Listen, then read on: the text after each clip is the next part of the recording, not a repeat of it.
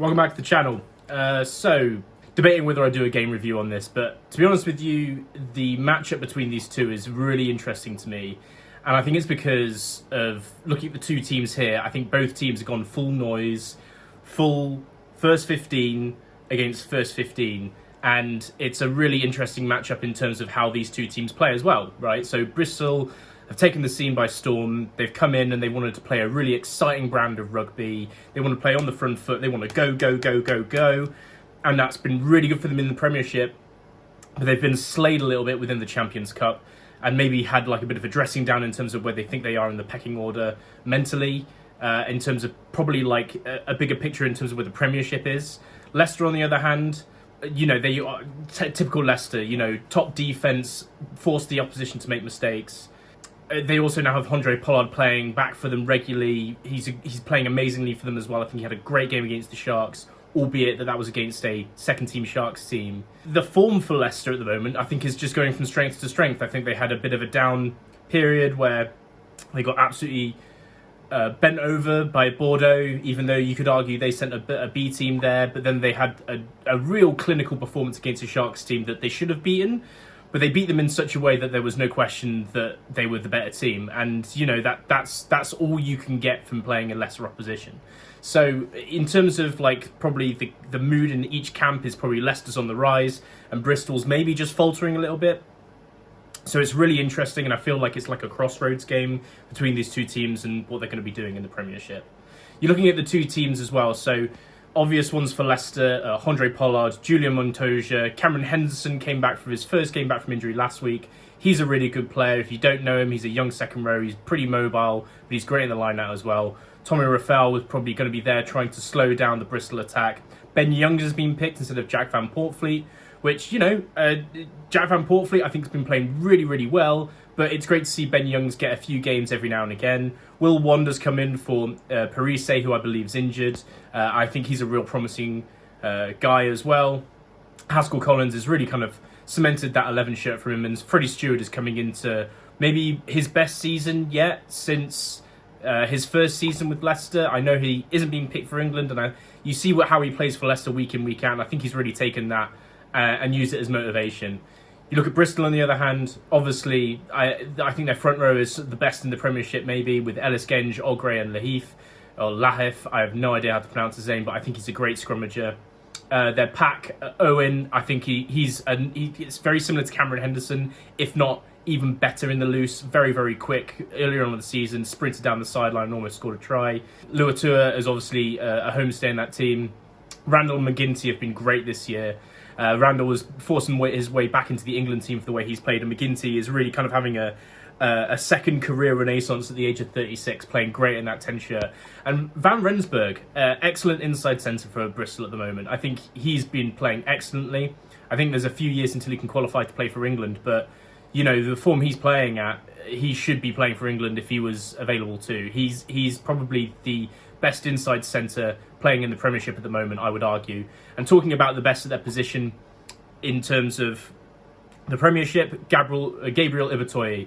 Really excited to watch him today. Obviously, he's playing against my team, but you know, when you get to see someone of his quality, you'll take it in any stretch or any imagination. So really excited to see what Oghre can do today at Welford Road. Again, crossroads here. If you look at the standings for these two teams, Bristol is currently hovering at second and Leicester at third. Leicester actually have the same amount of points as Gloucester, who played last night at 24 points, but they have a game to play, aka the game today. So if they get 1 point from a bonus point loss, or if they get 2 points from a draw, or 2 points from 2 bonus points, then they'll stay ahead of Gloucester. I think they do on points difference anyway, but they really need a win to kind of force their way back into that top four and solidify themselves. If they get 3 points today, they'll put themselves solidly in that third position. They won't overtake Bristol, but it would make a big difference, I think, for their future and outlook for the Premiership. And I think it'll make a big difference in terms of down the line, you know, where you're going to be placed. I think Leicester's home field advantage is a big difference. I think Bristol's is as well. I think both these teams really rely on home field advantage, and they will in the playoffs. So we could be watching the matchup of 2 versus 3 at the end of the year in terms of the playoffs. So really interesting. I'm actually really friggin' excited for this game. I think it's going to be great fun. Even if Leicester lose, you know, I think it's going to be a great experience. So, yeah, that's it. That's it for preview. I've got to get going anyway. So, yeah, I'm not really going to do too much recording during the game and the video today. Kind of just want to be there, experience it, watch it, and then probably do the review when I kind of get home. Maybe I'll put some intermediate footage in between to kind of link the two videos. But yeah, anyway, I'll see you later. You take your chair where you can when you've shipped 50 the weekend before Christmas, and Leicester do in the end get their bonus point securing try. Okay, first things first here.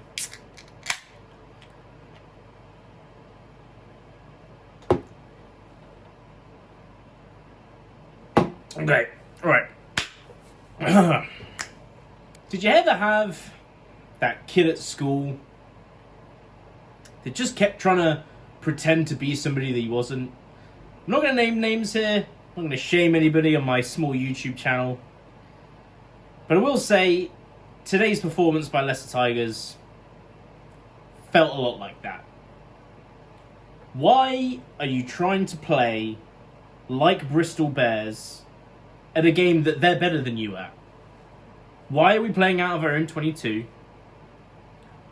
Why are we trying to play the ball in hand with an offloading game and allow ourselves to be counter-attacked on the loose when we're worse than Bristol at that? Why? Why?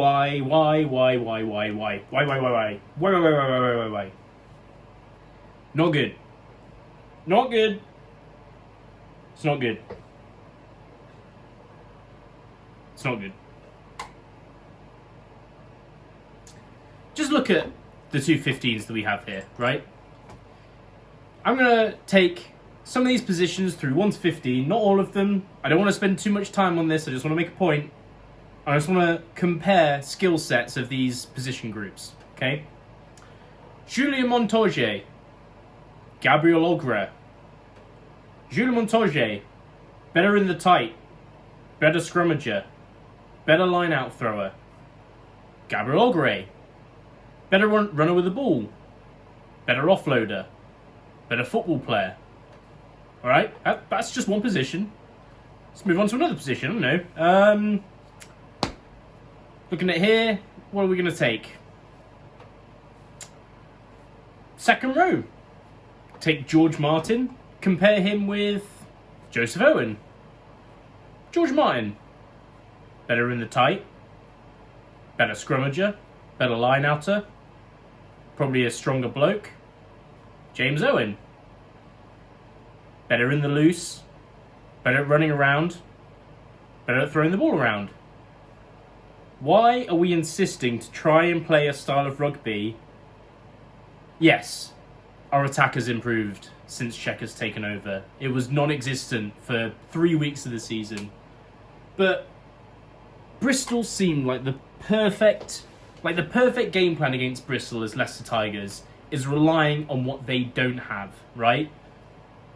Leicester pin them in their own half, pin Bristol in their own half, and so when they make loose decisions and they make mistakes, they cost much more. When they knock on the ball, when they're trying to force the ball outside, and you get a scrum, which you were dominant in, then you've got an attacking position right there to score points.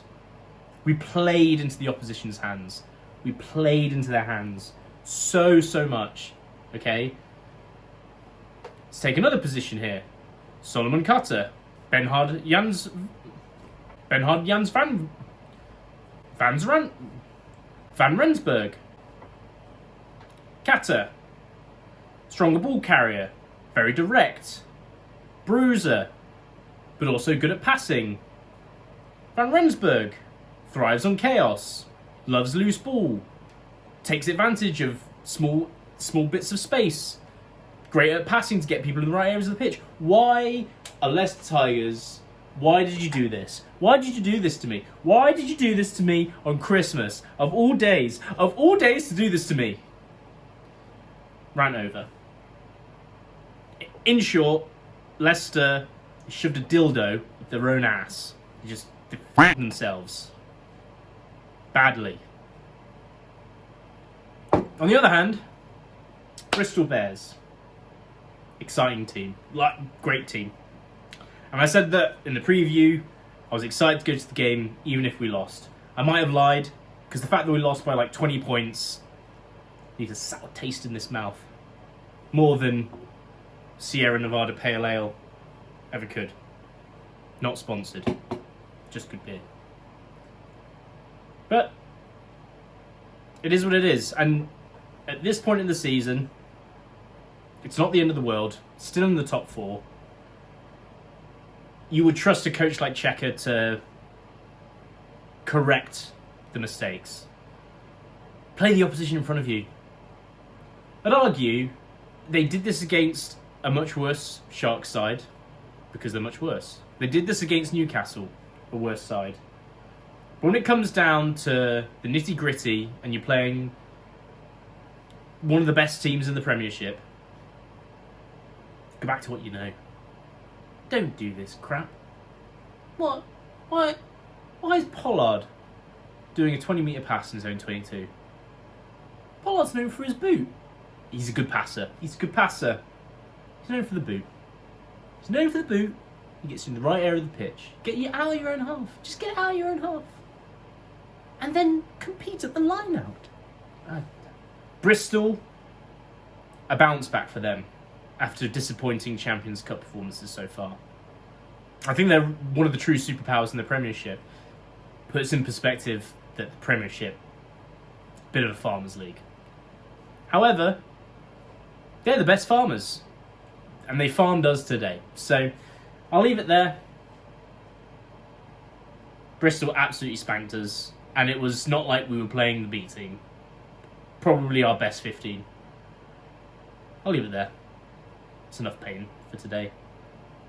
See ya.